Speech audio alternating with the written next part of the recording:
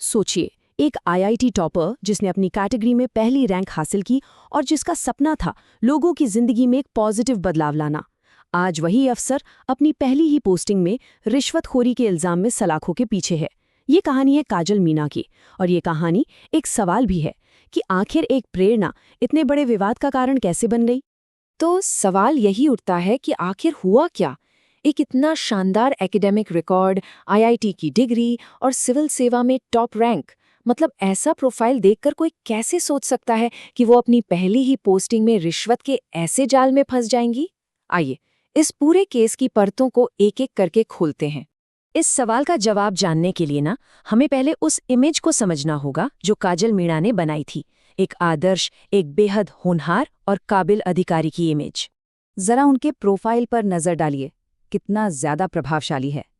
IIT मंडी से engineering, उसके बाद आरएएस परीक्षा में अपनी कैटेगरी में पहली रैंक लाना, ये कोई छोटी मोटी बात नहीं है। सिविल सेवा में आने से पहले भी वो सरकारी नौकरी में थी, यानी हर लिहाज से एक काबिल और अनुभवी अफसर, जिनकी पहली पोस्टिंग करौली के नदौती में हुई थी। और ये हैं उनके वो शब्द जो एक मॉक इंटरव्यू के दौरान वायरल हो गए थे। उन्होंने बड़ी साफगोई से कहा था कि एक प्रशासनिक अधिकारी के पास इतनी पावर होती है कि वो आम जनता की जिंदगी में क्वालिटी बदलाव ला सकता है। इन्हीं शब्दों ने, आप यकीन मानिए, उन्हें हजारों युवाओं का आदर्श बना दिया था।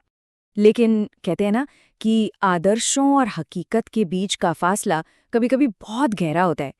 अपनी पहली ही पोस्टिंग में काजल मीणा की कहानी ने एक ऐसा मोड़ ले लिया जिसने सच में सबको चौंका दिया। उन पे लगा रिश्वतखोरी का आरोप, जो उनके कहे हर एक शब्द के बिल्कुल उलट था। आरोप बिल्कुल सीधा और गंभीर था। एक जमीनी विवाद में फैसला सुनाने के लिए, जिसे डिक्री जारी करना कहते हैं, उन्होंने कथित तौर पर रिश्वत की मांग की। रिपोर्ट्स के मुताबिक बात शुरू हुई थी 1 लाख रुपए से। जी हाँ, ये थी शुरुआती डिमांड। लेकिन फिर थोड़ा मोलभाव हुआ और सौदा 60,000 रुपए में तय हो गया। अब ये जो 60,000 रुपए थे, इसका बंटवारा भी पहले से तय था। आरोपों के मुताबिक 50,000 रुपए खुद काजल मीणा को मिलने वाले थे और बाकी के जो 10,000 थे वो उनके रीडर दिनेश कुमार सैनी को मिलने थे। तो अब सवाल ये है कि ये पूरा का पूरा मामला सामने कैसे आया।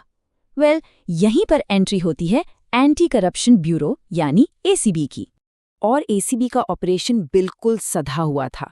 सबसे पहले एक पीड़ित ने हिम्मत दिखाई और शिकायत दर्ज कराई। एसीबी ने अपनी तरफ से शिकायत को वेरीफाई किया और फिर अपना जाल बिछा दिया। और नतीजा, काजल मीणा और उनकी टीम को कथित तौर पर रिश्वत लेते हुए रंगे हाथों पकड़ लिया गया। और हाँ, इस जाल में काजल मीणा अकेली नहीं फंसी।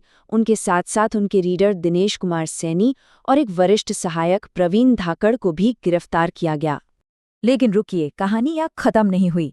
कार्रवाई के दौरान अधिकारियों को एक बैग से 4 लाख रुपए और मिले। अब एसीबी इस बात की भी जांच कर रही है कि आखिर ये पैसा आया कहाँ से था।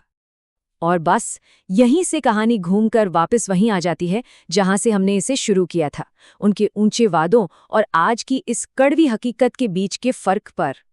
उनका वही पुराना इंटरव्यू, जो कभी प्रेरणा का एक बहुत बड़ा स्रोत था, आज एक बार फिर से सोशल मीडिया पर वायरल है। लेकिन इस बार वजह बिल्कुल अलग है।